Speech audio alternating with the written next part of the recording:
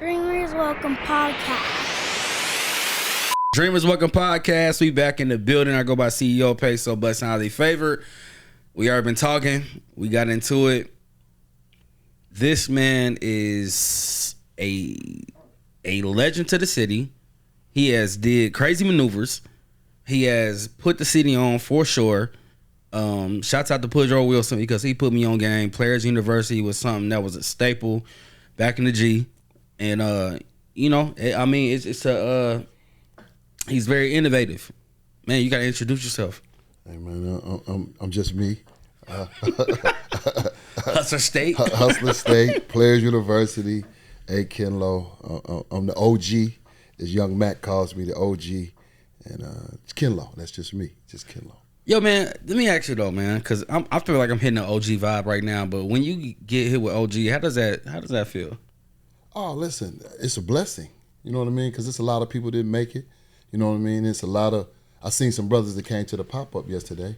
Yeah. That's considered OGs, and we on two different platforms. You know what I mean? And they didn't have some trials and tribulations as well as I.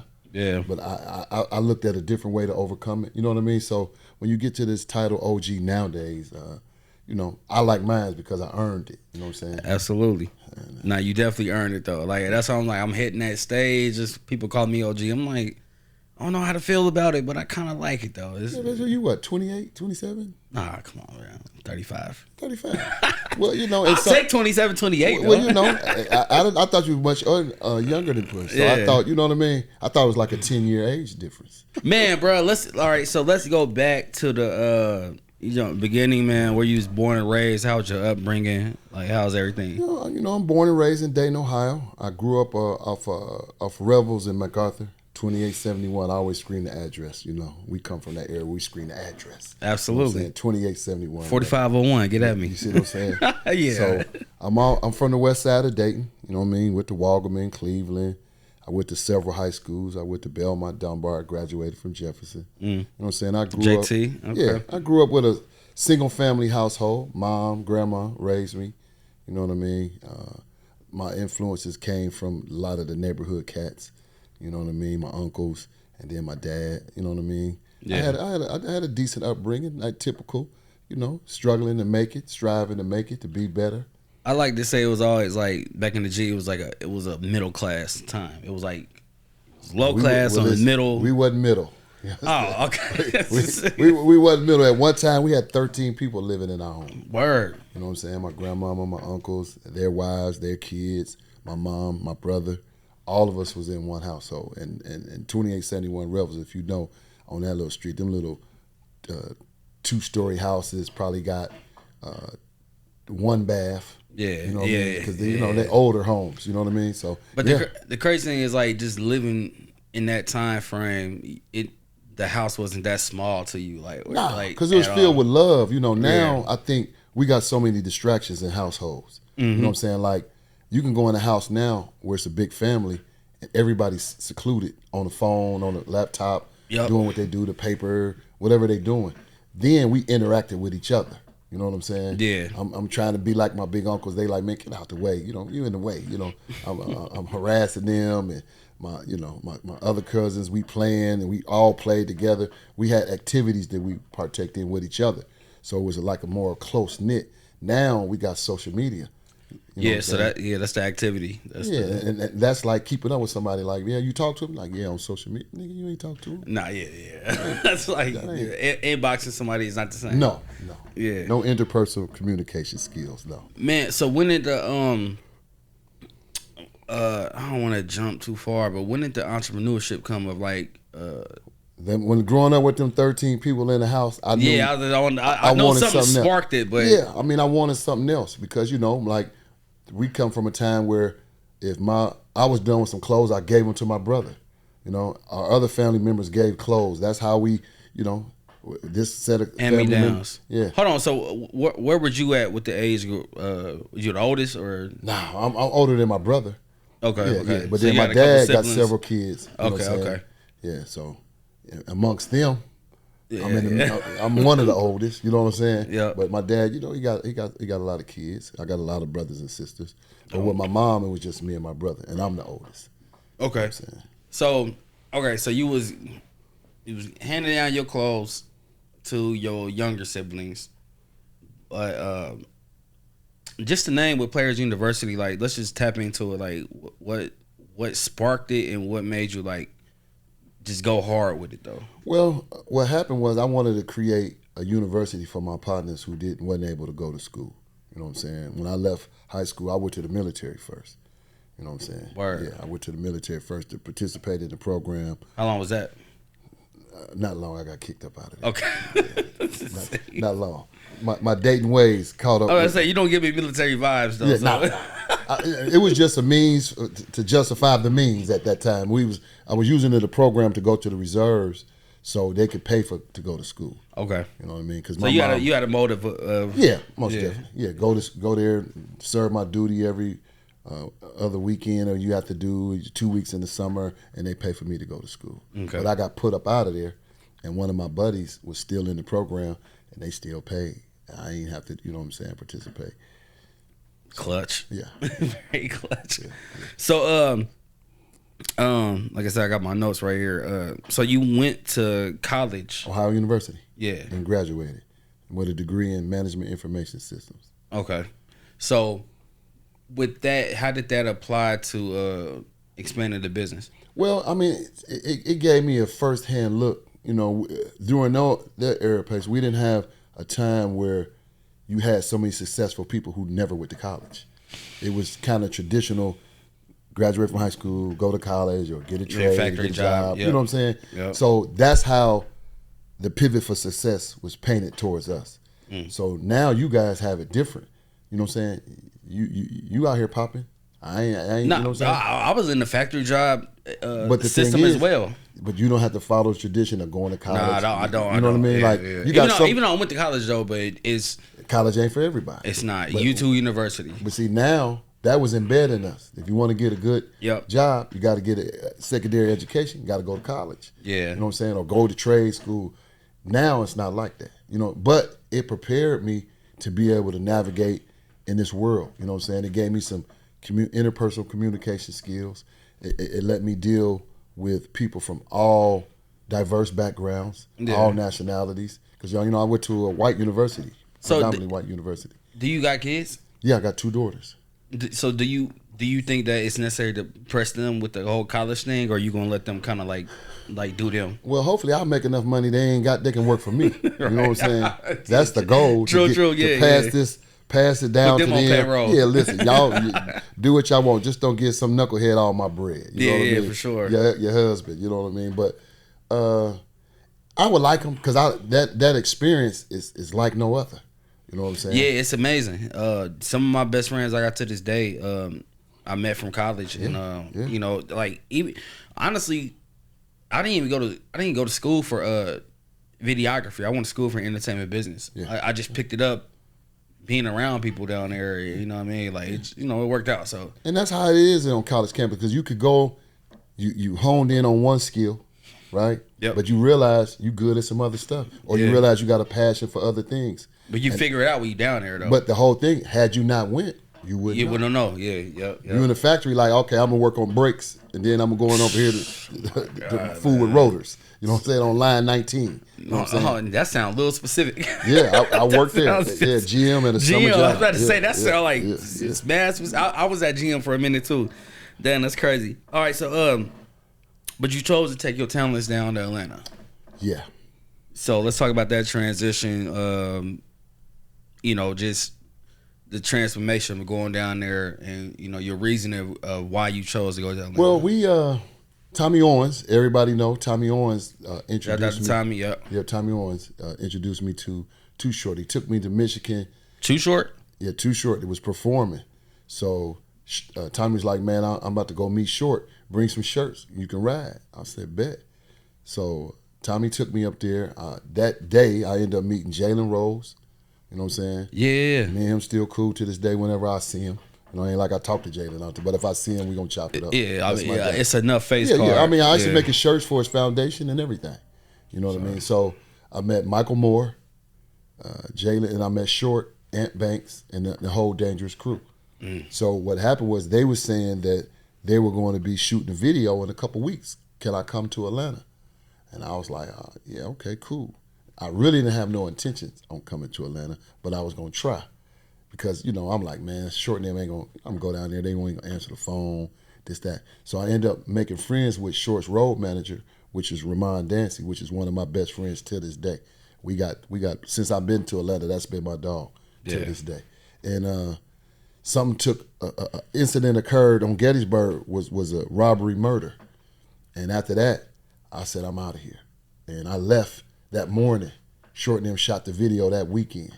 You know what I'm saying? They robbed the crap game up there. A couple people, one of the good friends of mine, Duck Springer, was killed. Several people were shot. You know what I'm saying? I was up there hustling shirts, selling stuff from my Uncle Bruce, some clothes, and man, they come and robbed the crap game, shot about 4 or 5 people. We took off running. Duck got So you hit. was there when the shooting happened? We like me and you right here. Yeah. We running side by side. He had on some of these little, I can't think of them shoes that they strap over your foot, your toes be out. Them like, they ain't Doc Martens or them type, but they them hiking like hippie type. Sandals. I know you know what I'm talking say about? some white people shoes. Yeah, but, and I didn't want to say that. Yeah, I know you got, I'll say it. If I get canceled, I get canceled. No, you ain't gonna get canceled, man. But he had on them and he slipped. You know what I'm saying? They were shooting at both of us. And I was just running. I had my little brother Jay with me. It was crazy. So after that, man, I said, I'm out of here. That next morning, I was gone. Me and my cousin Ronnie, he was with me. I'm gone. I had enough.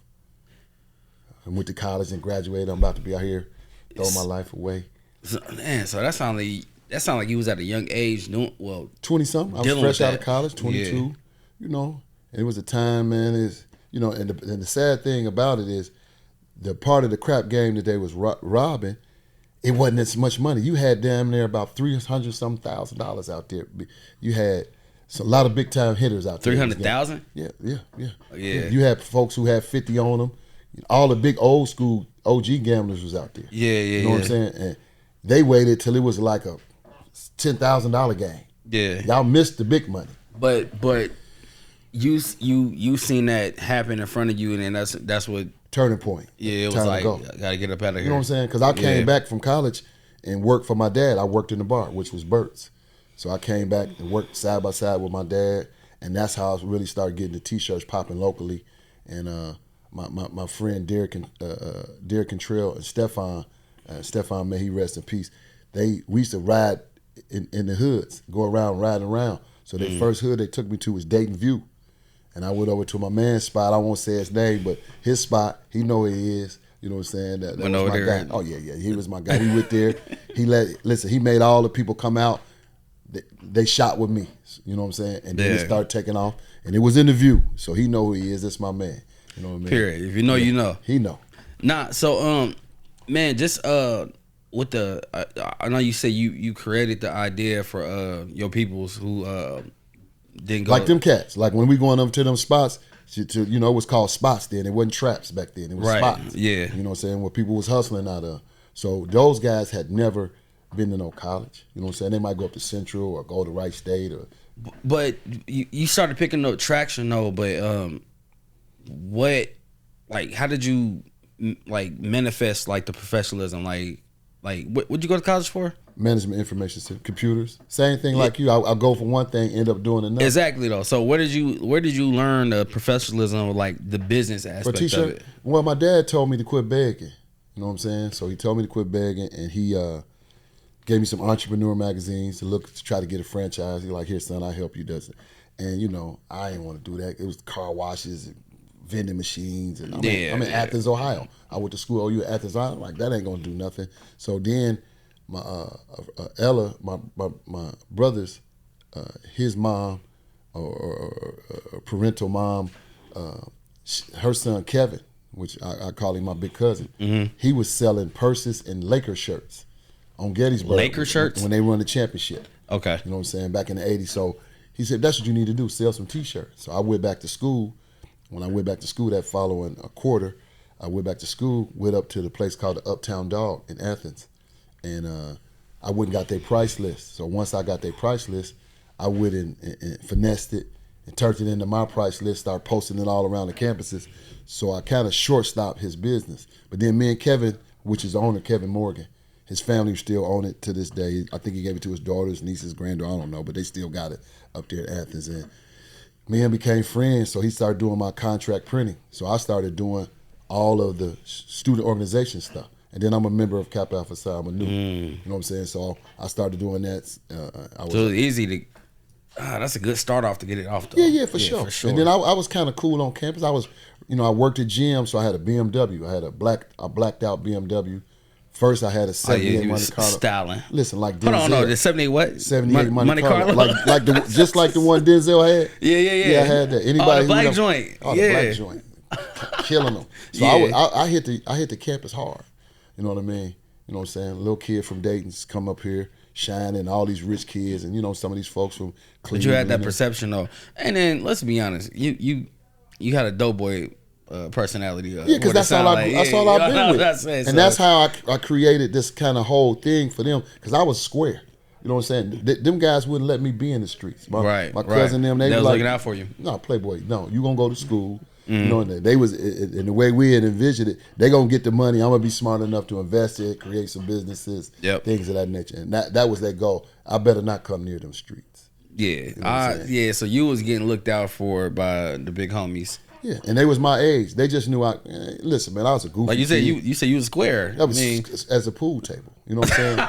but I had game. You know what I'm saying? And I was always player. Absolutely. Like I always respected. Like my daddy had turned me on to GQ, and my dad is Burt Watts, for y'all people out here, OG, the triple OG. You know what I'm saying? So shout out to Burt Watts. Yeah, smooth young man back in the day, and I picked up on his traits, and then I got to see like Mr. Stokes and Buzz Norman and Ed Lee, which is my uncle. I seen how they operate. My uncle Bruce Bass, all in rest in peace. But I watched how they move, as a kid, and I was raised by two of the most smoothest cats I know: Tony Green, Mark Green.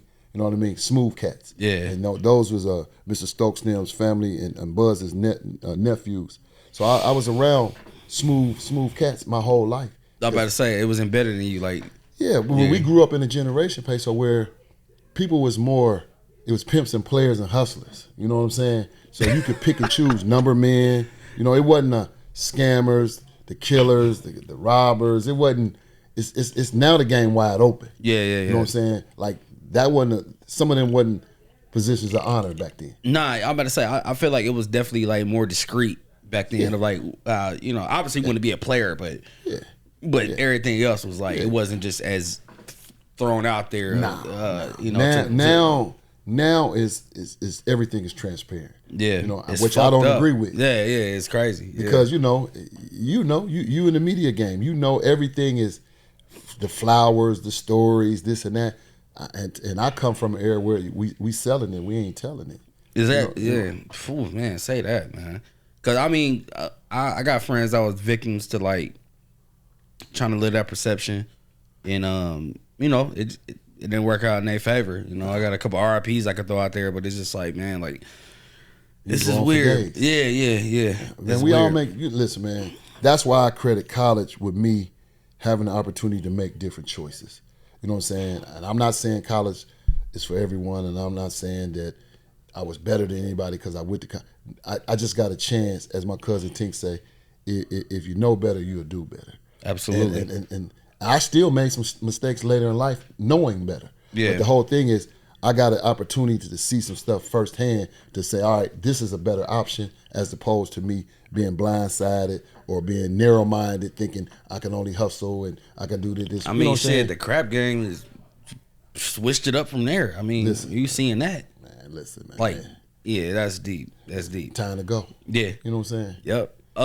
Man, so you open I got a lot of questions though, but you opened a store in Gettysburg. Mm-hmm.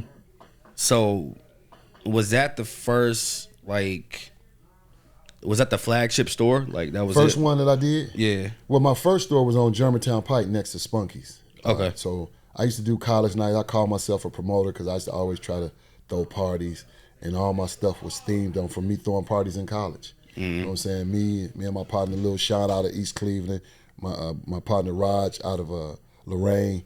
You know, we had a company called KRS. We used to throw parties. But I also was in a frat, so we had a Panhellenic Council. We'd be jacking dates. You know what I'm saying? So we. But was it always just you though? As far as business wise, Yeah. No, I had Neil. Neil is a Q. We come up together. He from Springfield. It's my dog. And me and him. Neil was the artist. I come up with the creative. Neil could draw like he cold, like freehand. Neil one of the coldest ever. You know, he could just get it done. Yeah, man. People that draw, man, I envy them, man. I ain't gonna lie, super talented. It's too good, man. It's like when they do it that effortless as well. It's just like, oh my god. Do airbrush, he do it all. So those are the people that I've always been in business with. Neil, until we grew up. He started doing this thing. I moved to Atlanta. He stayed here, and then we still do business to this day.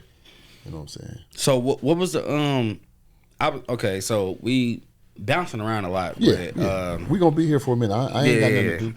All right, bet. So, man, hold on. You end up. Wait, all right. DeMarco told me to ask you this. You was cool with Shakir Stewart? Yeah. Let's talk about it. If y'all don't know who Shakir is, he's unfortunately he took his life. He signed Rick Ross and Jeezy, but you was cool with Shakir when you got to Atlanta. That kind of threw me with Shake. What happened was, like, Ramon them, they was popping. Dangerous Music was on fire. Right. So when I got there, here I come. I had a van, me and Darren Bird. Right. So I get there. I got an Astro van with the door fall off. God damn. Shout out to the Astro vans. Yeah, that's all we had. My mom had one. Listen, we slide the door that one, just slide on. Darren's strong enough, he put it back on. So what happened was, when we first moved here, we didn't have no names. It's just me and Darren Bird. You know what I'm saying? He big dog here, the Birds, Kenlo, Bird's son, the Noob, didn't mean nothing. Yeah. They didn't know us from Adam. So what happened was, when I got there, they'd be like, Shake, take him around. You know, because Shake was young. He was a freshman in Morehouse. You know what I'm saying? So that's how me and him developed a relationship. And I ended up being like a big brother to him. You know what I'm saying? Mentor. That was my dog. Yeah. You know what I'm saying? That was my man. You know what I'm saying? That's tough, man. Yeah. Damn, man. That's a damn good story. Yeah. That was, I feel like that was I don't know, just a good connection to have, like, for you to, to move down there, like, you were a square in a sense, but your network game crazy though. Oh, for sure. Yeah. I mean, with all due respect, in the square, because you said it. But, well, I use that just to, you know how that is. But just to be able to go out of town and to build up. I mean, because I can vouch for that too. Like, man, I've been in the worst conditions and made it work. Like, listen. I've been watching you. I see you on there with you, with the heavy hitters. It took a minute though. It took a minute. But the whole thing is, we all from this slice of the pie, man, and we want more. Absolutely. So coming out of this town, like I always say, the playing field ain't even for us. It ain't even. Nah, it's not. It's you know not. What I'm saying? This studio is placed amongst an area where they ain't particularly too far. Nah, they not. You see what I'm saying? So the whole thing is, you gotta want more. And people who adventurous, courageous, disciplined, consistent, and dedicated from this town, they got a shot. Yeah. You know what I'm saying? Dating different. Dating different for sure. Yeah. Let's talk about the time frame when you end up you Soul Players University. Let's talk about that. What's the laugh about? Listen, it was sink or swim. What happened was the whole fashion game had got saturated being artist driven. You know what I mean? So at that time, you already had the Russells, the Carl Kanais. Now you got the Fat Farm. Yeah, Carl Kanai. You have Maurice Malone. These guys is Fubu. Fubu was, again, to me, artist driven, because we all used to be on the road together. Right. You know what I'm saying? And they got LL, and it took off. Yeah. LL's Gap commercial pretty much plateaued him to that next level. He got that off too, because he wanted Straight got it off. What was it? The Fubu hat or some shit? Yeah. And he rapped for us, by us in the commercial. Yeah. So they got a free $1 trillion coverage commercial. Yeah, and he wore a Fubu hat in the Gap commercial. Yeah. But that also woke up mainstream America on how this underground clothing stuff had impact. They had no idea, and they didn't care. But then once when they start making money, that's when they pay attention. Mm-hmm. We can go out here and scream and shout and do all that, but when we start impacting that bankroll, then they pay you some mind. Because you tapping in on they bankroll. Listen, man, listen. We ain't gonna get into that. I ain't gonna leave no Malcolm X today, but yeah. Okay. Yeah. You sold the company. Had to. I mean, like I said, it was sink or swim.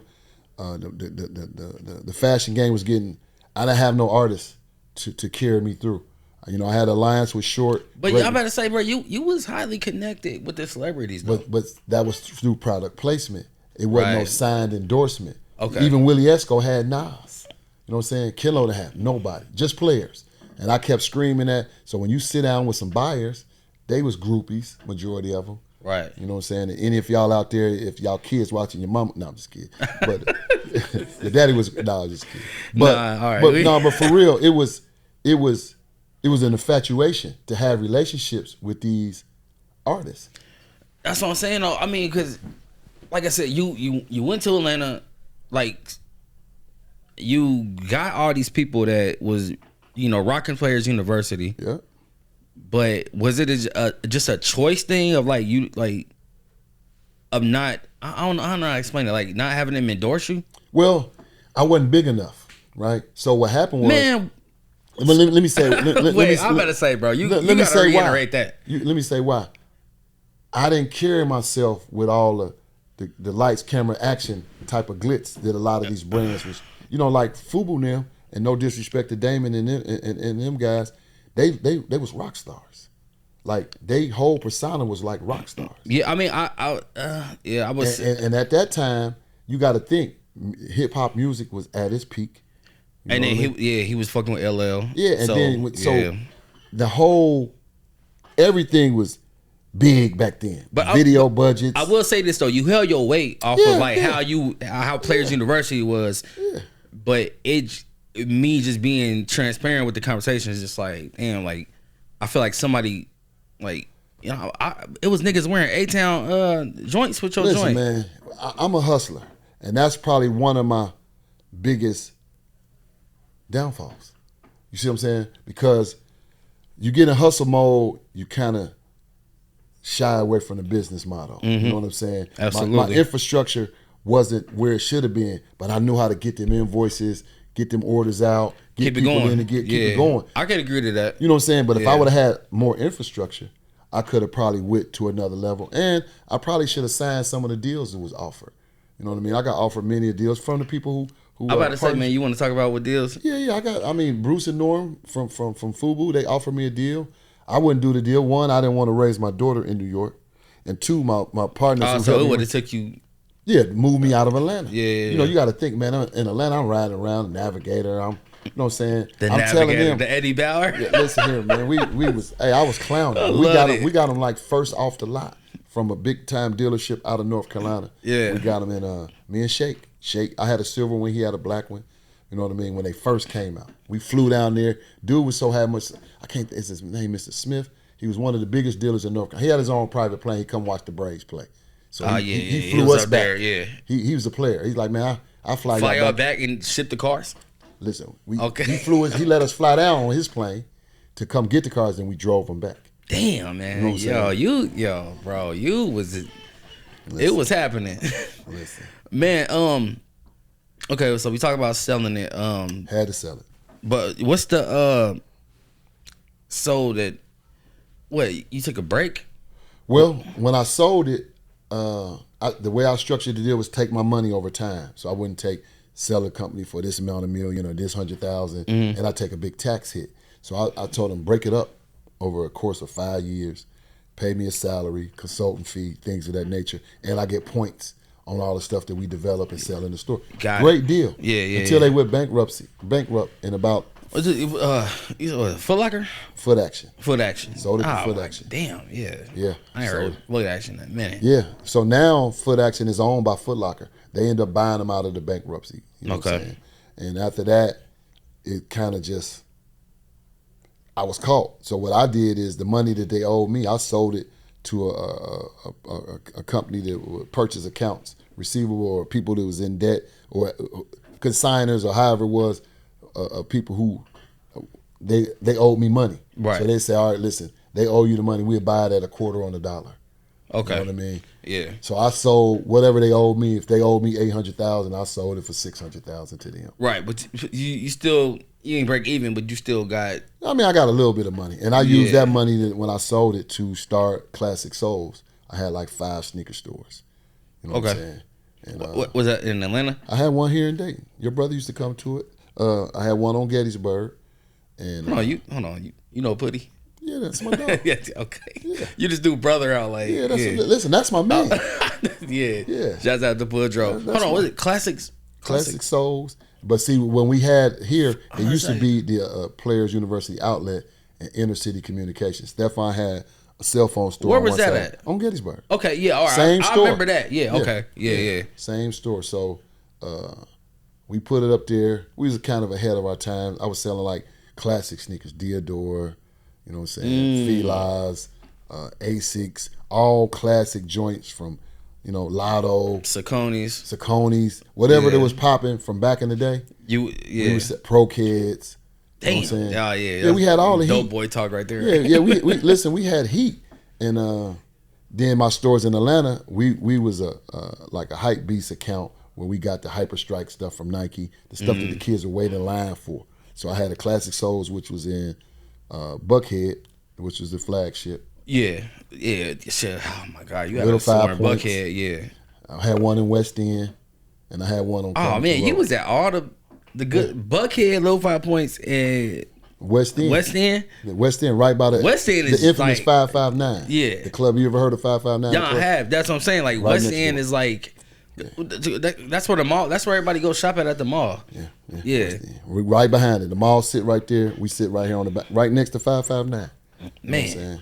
So the resurgence of Players University, like I feel like you kind of just came back like without out of nowhere. Yeah, literally. I didn't want to say it like that, but it just was like that's how it was. Yeah. Because what happened was Hustler State was my baby. That's why I wore it on this, because this was my pride and joy, but they wouldn't let me put it in the stores.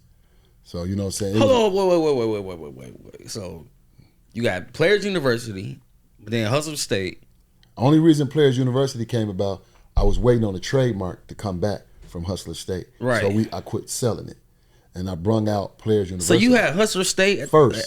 Really? It was Hustler State, Players University, and this is going to sound crazy, but Mac Daddy U. Those was the 3. Okay. You know what I'm saying? You see, so you got to see how long ago. Yeah, Mac Daddy U. Mac Daddy U. I took the Notre Dame logo and I put the MD. You know what I'm saying? Shouts out to Mac Daddy U. Yeah, crisscross. I need a 101 for that. Yeah, but, listen here, Mac Daddy U. Damn, man. So Hustler State was your pride and joy before was Players the first University. thing that I made. That's crazy, bro. I mean, and the company was called BFS, Brothers for the Struggle. And I think my partner Trev and them in Cleveland, I think they ended up having a rap group, so I changed it to BBS or something like that. But because I think they had a rap group, Brothers for the Struggle or something. They was out of Cleveland.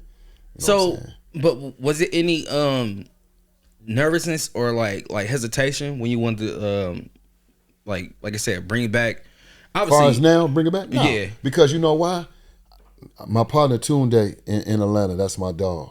And we always talk, and I tell Ryan Walker, he owned a big time marketing company. He from Dayton, but he owned a big time marketing company called Matrix in Atlanta. I said, listen, the word player is coming back, and I'm gonna be ready for the wave when it happens.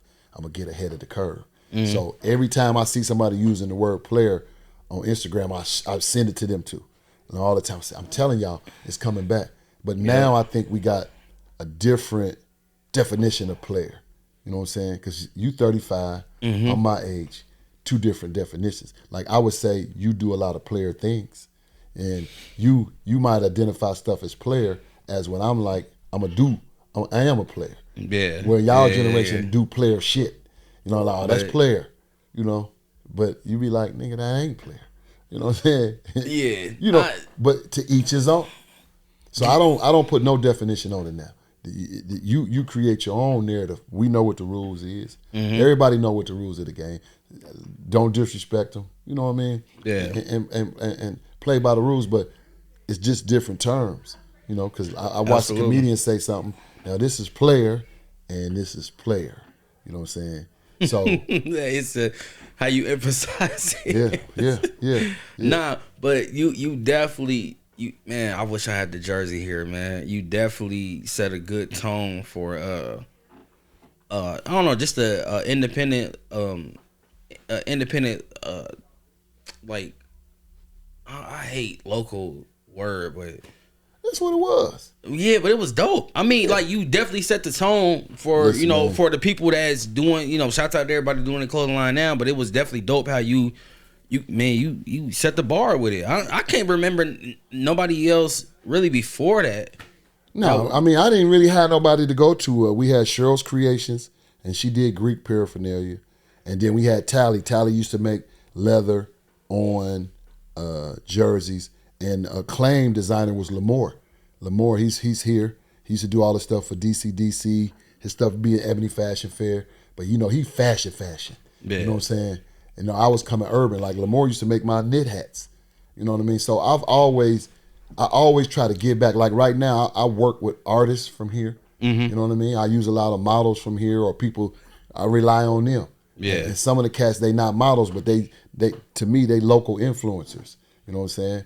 My man Mel, my man Art Watkins, Mel Hunter, them cats, they carry me on their back. Amy Hoskins, you know what I'm saying? These is people that I feel have local impact to influence to keep my brand alive. They've been rocking with you since back in the G?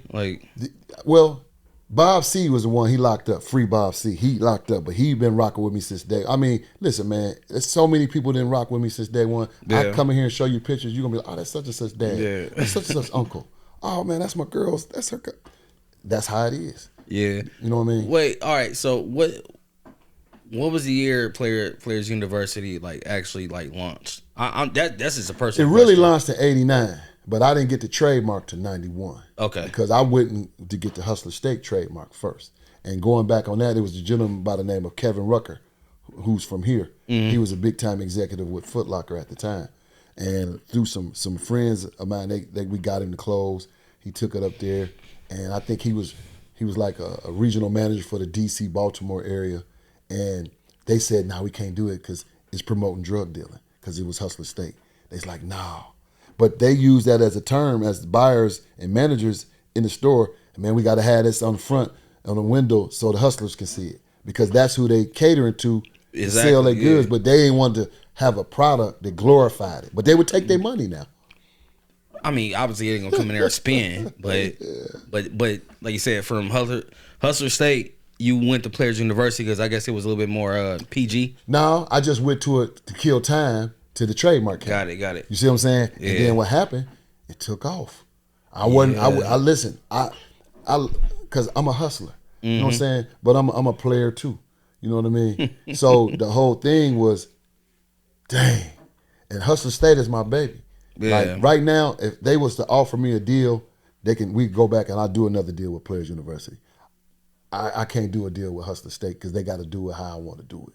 You know what I'm saying? I mean, and you got a lot more knowledge now since though, so I'm pretty sure. I had the knowledge then. It just, I was desperate. When it's time to go, I was about to lose everything. Man, I was in debt. I mean, bro, you got a nice sale out of it. We ain't gonna talk the numbers, but you got a nice little joint. Once again, I structured the deal to be long term. Right. So, and you know what I mean? And then them niggas went bankrupt and everything. Yeah. Man, so another personal question I want to ask you too is, man, just to be in the light of independent black owned business, was it one of them things you just was doing it and you looked up and then just was it happened, or did you realize when Players University was became a thing? I mean, because you was in the midst of you said, we talking about Car Canal, Fubu, Fat Farm, you was in the midst of that shit too. So did it hit you at all, in the midst of it, or was it after? Yeah, because coming from here, it wasn't a lot of black-owned businesses that did anything outside of car washes, beauty salons, barbershops. Right. Yep. You know what I'm saying? Yep. I mean, you had some tech companies here, You had the payroll company on Needmore. You had Mr. Boyd. You had some construction companies, things of that nature. But for fashion, you had the guys out of Springfield, the Hall brothers. They was raw. They looked them up. They used to make all the suits for like all the NBA players and Jordans in that era. Isaiah, they was making all the big boy stuff for them. From the city? They from Springfield. Really? I didn't know that. Yeah. Just look up Everett Hall. Coldest. He had a little EH logo. Look it up right now. Yeah, Everett Hall, fashion designer, cold with it. You know what I'm saying? But so he was one of the first people that was like, I guess, known for fashion here. In this area, I mean, you had Lamore, who was from Dayton. You know what I'm saying? And then maybe some other people that I'm leaving out, but Lamore was nationally known. Everett Hall and him and his brother nationally known. You know what I'm saying? Like Amar Rashad might call him, get a suit. Amar Rashad, R.I.P. Yeah. Damn. You know what I'm saying? It just popped up too. Yeah. Damn. So it was them, and then coming from the city, man. You just made a good point though, because it was definitely like barbershops, beauty salons, and soul food spots. Yeah. You know what I'm saying? So the thing, far as even when I wanted to go talk to somebody, nobody for me to talk to. You know what I'm saying? To go ask, hey man, how should I do this? There was nobody doing it. Not the Price Brothers. Nah, nobody. You know what I'm saying? From a retail experience, I used to get my best consultant from Soul Schultz. They was a distributor downtown. It was a guy named Jim, and they would help me. Jim was a sales manager, and Walt. And them guys kind of schooled me through the whole process. I hope Walt's still out here. And Jim, I'm sure he's somewhere, papered up somewhere, retired. But them two guys at Soul Schultz, they gave me a credit line, everything. Looked out. Oh, man. Yes. Man, so what, through the whole Mr. Everything, man, what keeps you humble? Losing everything. I lost everything. I mean. Let's talk about it, if you're cool with it. Yeah, man. Listen, I hope it inspires others to don't make some of the mistakes. They need to hear it, though. That's for sure. Yeah, I mean, I made some bad decisions. You know what I'm saying? Mm-hmm. And sometimes you let your ego and your pride get in the way. You know what I mean? Yep. Some of the decisions that I was making was based on ego, because some of the moves that I was going to make, I had no business doing. You know what I mean? But my ego was, I can't let them see me. You know what I'm saying? I got to get this paper. I got to do this. It's the perception. Yeah, and I never was really caught in the perception, but I didn't want to let everybody down, because, I I had a staff. We was small. We doing $4 million a year. That's the most money we Okay, did. that's a slight flex. Yeah, but I'm just saying, but $4 million at that time. That's smooth. When I went to go see Bruce and Norton, $4 million, they do that in a shipment. They was at 50, then they went to 300. Yeah. You know what I mean? So $4 million was nothing. Still damn good. It was great for me. Yeah. Because I always patted myself after Tony Draper, because Tony Draper's a player, straight out of Memphis. He owns Suave House. Shouts out to Tony Draper. You know what I'm saying? Yep. Player, Stone Cold player. That's my guy. For sure. You know what I mean? Tony Draper got independent, had the paper, and he will floss on you. You know what I mean? So I kind of liked, I like confident dudes. Yep. You know what I'm saying? And when Master P, they like, "Lo, you like the Master P of the club?" I say, "Heck no." And that was my joke, that I be doing Master P advertisement, because I don't really put a lot into it. I just crack jokes, put my little product out there. Mm-hmm. You know what I mean? So I'm learning. Young Joe been trying to school me to get me together to start rolling my content out. But I'm into them numbers. You know what I'm saying? I'm into numbers. Yeah, I'm about to say, man, you established enough to where I don't think you got to go. Nah, but I want to look a certain way. Like my next couple of drops that I got coming. Yeah. Okay, so I'm stepping it up. Like right now, I'm doing the. Let's talk about it. Yeah, like I'm going back, because we back to the roots. Yeah. Like for a minute, fashion was saturated. If you had an idea, you put peso mula on a shirt. Yeah, I did that. Not peso mula, but I did like my Forever Set tees. And it just was it was so easy to just get into that aspect of it. Because listen, the money was flowing. And so what happened, like, I seen your stuff. So when I seen it, I was like, I like that. So I say I'll buy it.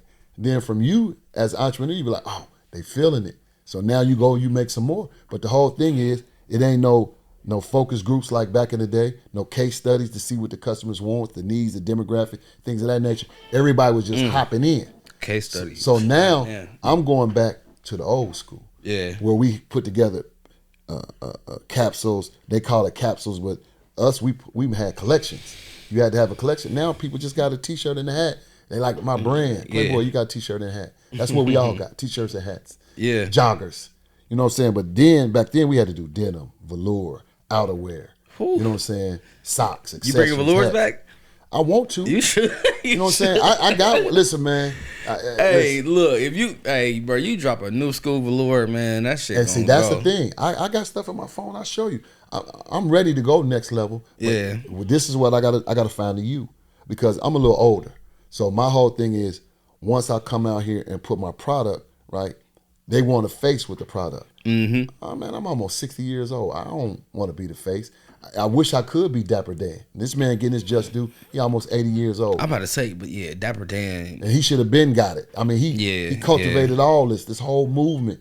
You know what I'm saying? Yeah. Even with the couture fashion, luxury, that's him. Even though he was knocking it off, but they bit this whole mess. Now that you give him his flowers and you let him get some bread. Yeah, kind of late. Kind of late for sure. Hella late. Yeah, like, you know what I'm saying? Because I forgot somebody else picked up Dapper Dan. Gap just did something. Yeah. Okay, that's Puma what I was doing about to say. Like, with man, him now. Dapper Dan got his flowers like mad late. This man though. is, listen, man. He was running with Malcolm X in there. You met Dapper Dan? Nah, I never met him. Never say. I be shouting him out all the time. I'm like, one day he gonna respond, and that'll make my day. Yeah, we're gonna tag Dapper Dan in this clip. Yeah, because he's the OG. For sure. Hey, all right, so before we wrap up, I gotta ask you though. I asked everybody this.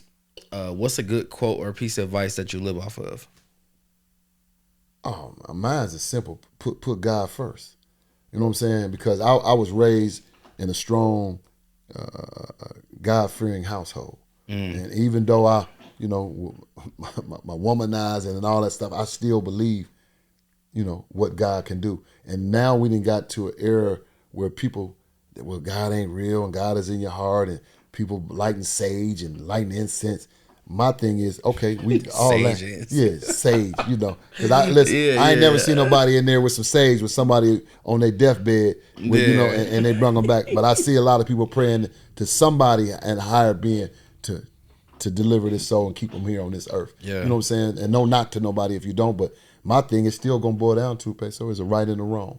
If you don't believe in God, it's a right and a wrong. Yeah. You know what I'm saying? Very true. So I live by put God first. And a lot of decisions that I made on my own, even though some people are like, man, you tripping, da-da-da. Listen, man, it's some situations that I've been in that I know God has brought me out of. Right down there, somebody tried to take my life. Right in West Down the Carrollton. street? In West Carrollton. Right here, it's a Home Depot. It used to be not the U-Haul joint. It's a U-Haul. I don't know. Yeah. Right Nah, there by I the know what Waffle you're House, talking right down the bottom of the hill. Yeah. Right when you coming up the hill, you go straight up to the Dayton Mall. Yep. We come in the back way from Gettysburg. Me and Neil, the guy I was talking about, my partner. The back way through Moraine. Coming through Moraine. Yeah. I don't know what I did, but somebody was in front of me. I stopped. I don't know if he dropped his cocaine, he dropped his weed. I don't know what he do. We get to the lumber yard to go get some stuff to finish building on. Dude come out, pat, broad daylight. Shooting at y'all? In the broad daylight. Listen, What- this man, what- he could be out here what's the listening. motive? Yeah, I was I saying, like, what the apologize, fuck? brother, if you're out there. I apologize. Nah, I don't know what fuck you. You trying to take away a legend, my in nigga. broad daylight. We had Man. spackle and with the stuff for drywall. Man, we dropped it, ran through them things, and I don't know if it was a Lowe's, but it was a lumber spot right there. I know what you're talking about though. Yeah, it ain't that no it's more. a Lowe's right next door to that joint. Was it Home Depot? I know what you're talking about. Yeah, it was. We could go buy supplies. Dude shot us in broad daylight, me and Neil. And we don't know what we did. I had to call my dad, my Uncle Bruce. They came out because the police wouldn't let us leave. I'm like, man, I couldn't describe it. I wasn't going to describe him, but I'm like, damn, what did I do? Yeah. You know what I'm saying? But so, yeah, I put God first, man. And because I know it's a lot of the situations that only he could have brought me through. Absolutely. You know what I'm saying? And keep it player. That's the other one. I'm going to keep it player at all times. You know what I'm saying? Hustle State. Man, Kenlo, I appreciate you for making the time. We've been setting this up for a long time. Yeah. I thank you for having me. Man, well, I just know the numbers is gonna do for me just building up my platform. But like I said, shouts out to Pudro. Like I was wearing a 3X jersey back in the G. Like, you know, you definitely are an influencer and you somebody that I look up to. Yeah, and yeah. I really appreciate you. And listen, man, I want to applaud you on a lot of stuff you've been doing. I've been seeing the stuff you've been putting behind the scenes, out here getting in the mix. You know what I'm saying? Listen, I've been paying attention, man. I appreciate it. You're doing great things. Keep going. Thank you. Man, if you hear it, man, we got to talk about it off camera. I got the movie premiere on the 25th. If you are in town, I got a ticket for you. Yeah. That's my daughter's graduation. In Atlanta? Hey, no, I live in Miami. Oh yeah, you are in Miami. Yeah, I'm tripping. Yep. All right, so Dreamers Welcome Podcast. Y'all keep dreaming. We out this bitch. It's on. Dreamers Welcome Podcast.